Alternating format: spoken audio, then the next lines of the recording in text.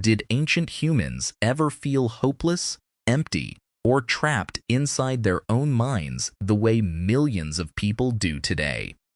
The answer might genuinely surprise you, and it could completely change how you think about your own struggling mind.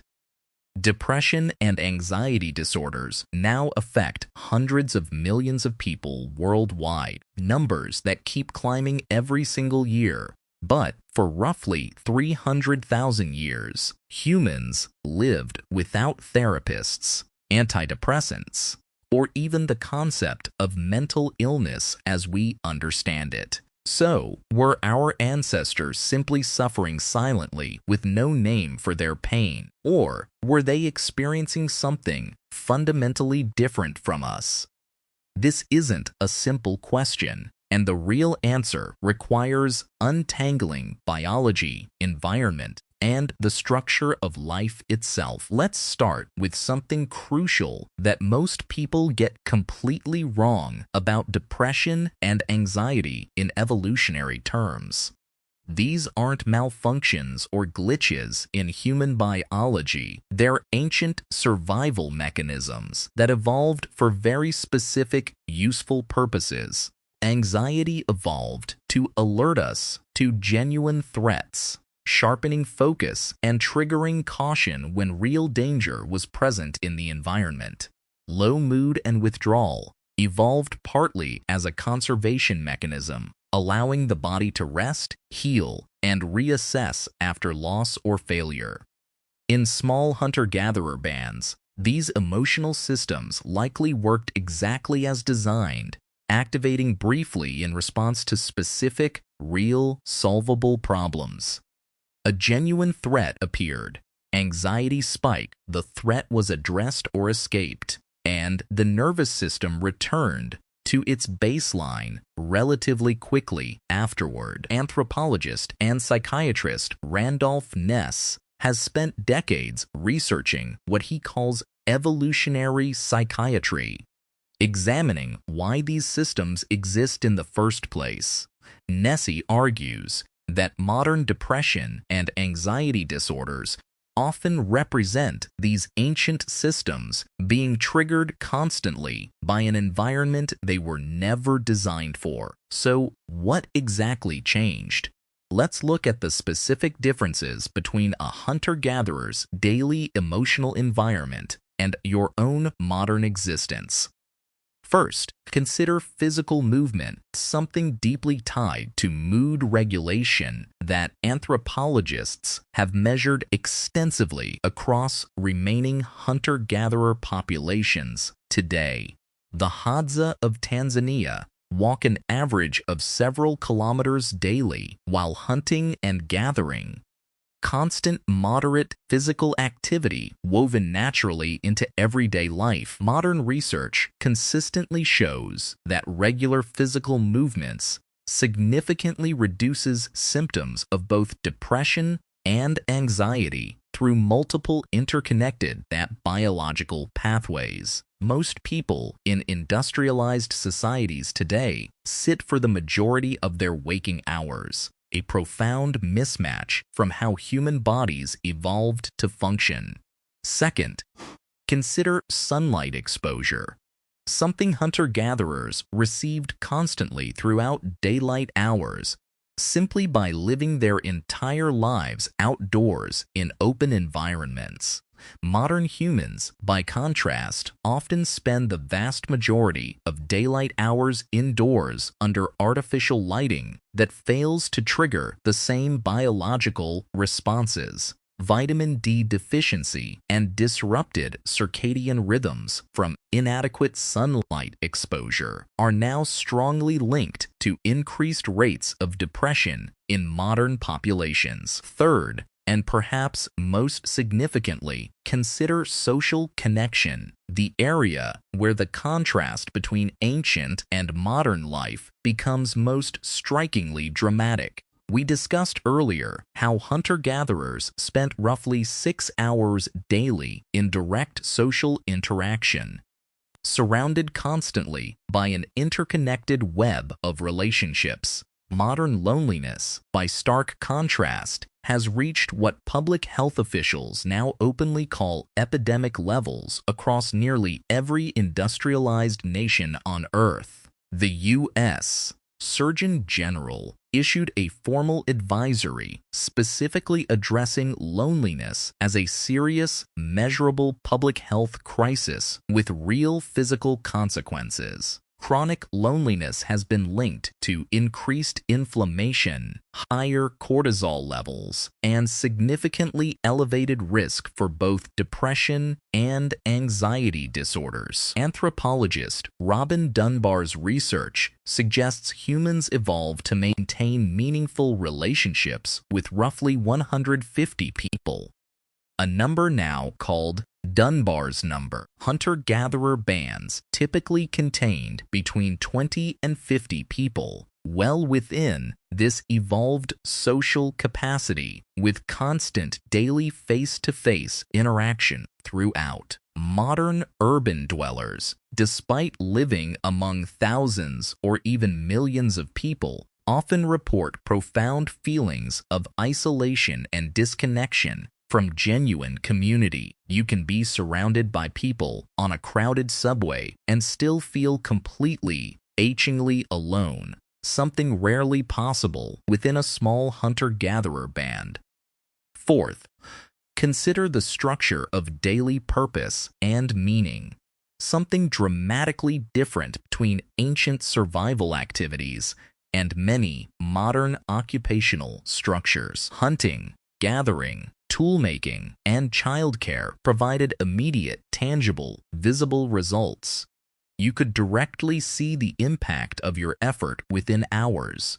Many modern jobs, by contrast, involve abstract tasks disconnected from tangible outcomes. Sitting at a desk, producing something you may never directly witness benefiting anyone. Psychologists call this phenomenon meaning deficit, and research increasingly links a perceived lack of purpose to elevated rates of depression and existential distress. Fifth, consider decision fatigue and choice overload, concepts that simply didn't exist in the same form within small hunter-gatherer social structures. A hunter-gatherer might choose between a handful of daily options: which direction to forage, whether to join today's hunting party, who to spend time with. Modern humans face an overwhelming barrage of decisions daily, from career paths to consumer choices to social media interactions, each demanding cognitive resources. Psychologist Barry Schwartz's research on what he calls the paradox of choice demonstrates that excessive options can paradoxically increase anxiety and decrease overall satisfaction. Sixth, and critically important, consider the nature of comparison itself.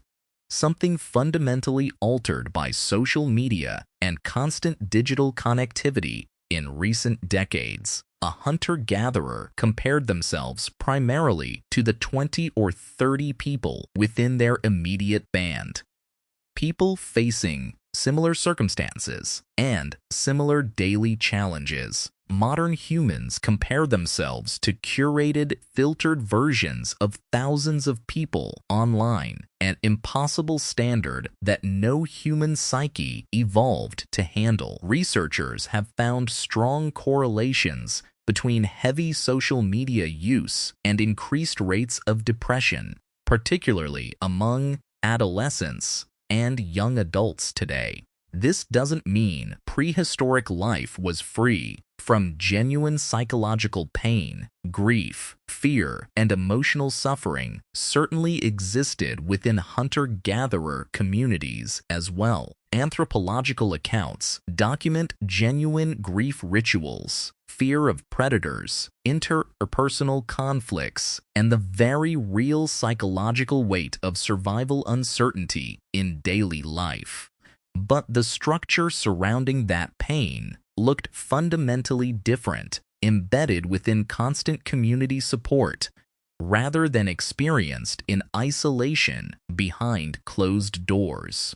When someone in a hunter-gatherer band experienced grief, the entire community typically gathered around them, sharing the emotional burden through ritual, presence, and physical closeness. Modern grief, by contrast, is often experienced in profound isolation, perhaps a few days off work, followed by an expectation to quickly return to normal functioning. Anthropologist and psychiatrist Christopher Ryan has written extensively about what he calls the mismatch hypothesis, the idea that modern environments fundamentally conflict with evolved human needs. According to this hypothesis, our brains and bodies are essentially running ancient software on radically incompatible modern hardware, creating widespread psychological friction and distress. This mismatch theory doesn't claim hunter-gatherers were free from mental suffering, but rather that modern rates of depression and anxiety reflect genuine environmental dysfunction. Some researchers studying remaining hunter-gatherer populations have found notably lower reported rates of depression compared to populations in industrialized, urbanized societies.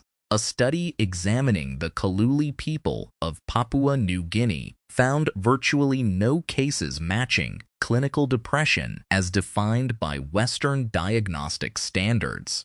Anthropologist Edward Schieffelin, who studied the Kaluli extensively, suggested their culture provided robust emotional outlets through ritual, communal mourning, and direct expression of grief and anger. This doesn't mean depression simply doesn't exist outside industrialized societies. Research methodology across cultures remains genuinely complicated and sometimes difficult to compare directly. Cultural expressions of psychological distress vary enormously, and what looks like the absence of depression might sometimes simply be a different expression entirely. But the broader pattern across multiple studies consistently points towards something significant. Social isolations appears to be one of the strongest predictors of modern depression. And social isolation, as we've established, represents one of the most dramatic departures from how humans lived for the overwhelming majority of our existence. Let's talk about what happened roughly 10,000 years ago when agriculture began fundamentally restructuring human social and economic life across the world. As populations grew larger and more stratified, social structures shifted from small interconnected bands toward larger, more hierarchical, often more isolating social arrangements. Property ownership introduced new sources of chronic stress, protecting accumulated wealth, anxiety about inheritance, and status competition that simply didn't exist before. Anthropologists studying the transition to agriculture have documented increased social stratification, with clear hierarchies of wealth and status emerging for the first time. Status anxiety, the chronic worry about one's position relative to others, appears to intensify dramatically within hierarchical societies compared to more egalitarian band structures.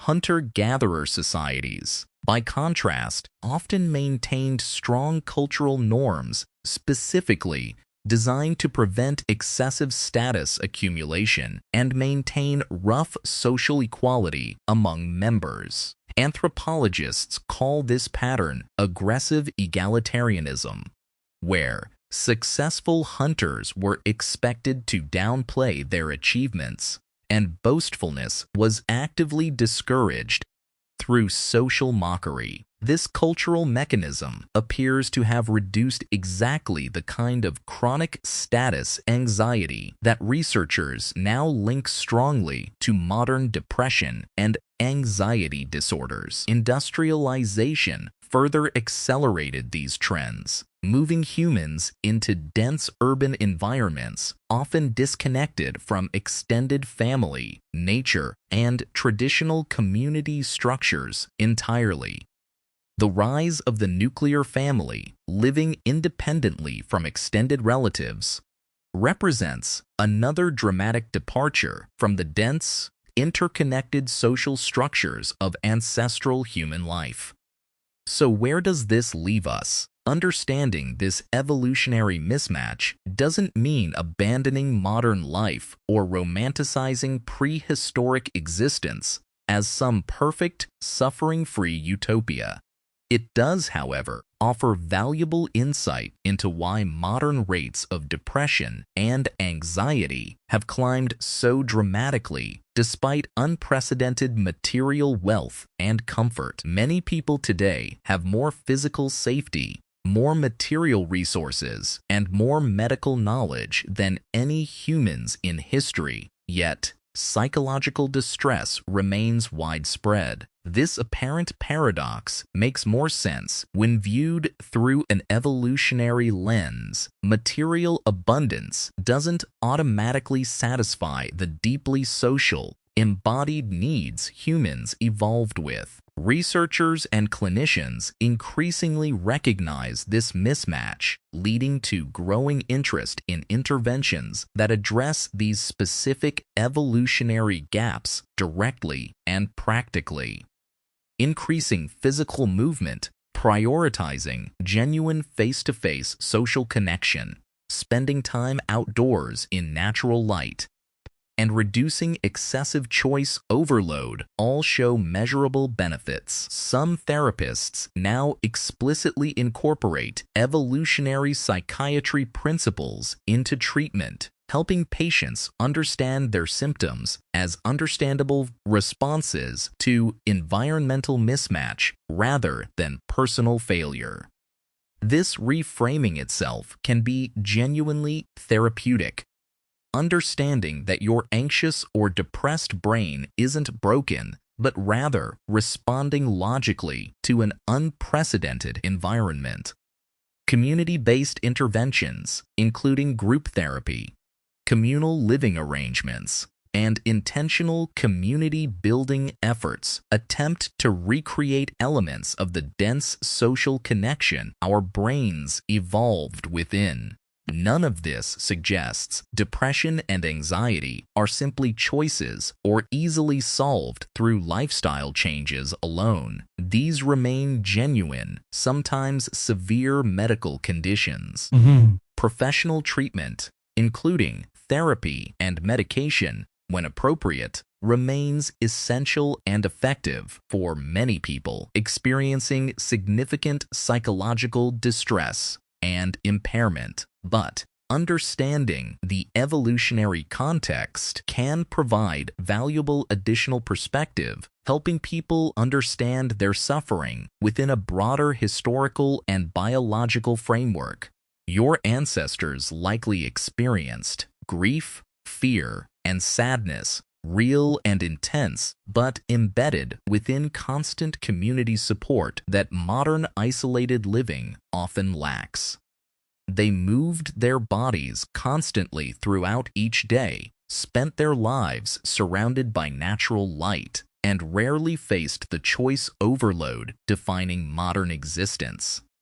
They compared themselves to a small, knowable group of people rather than curated, filtered versions of thousands of strangers across endless digital platforms. And when grief or fear arrived, an entire community typically gathered close, sharing the emotional weight rather than leaving any single person to suffer entirely alone. This doesn't mean returning to prehistoric life is possible, practical, or even desirable for most people living within complex modern societies today. But recognizing these evolutionary mismatches offers a path toward intentionally rebuilding some of what modern life has inadvertently stripped away from human experience.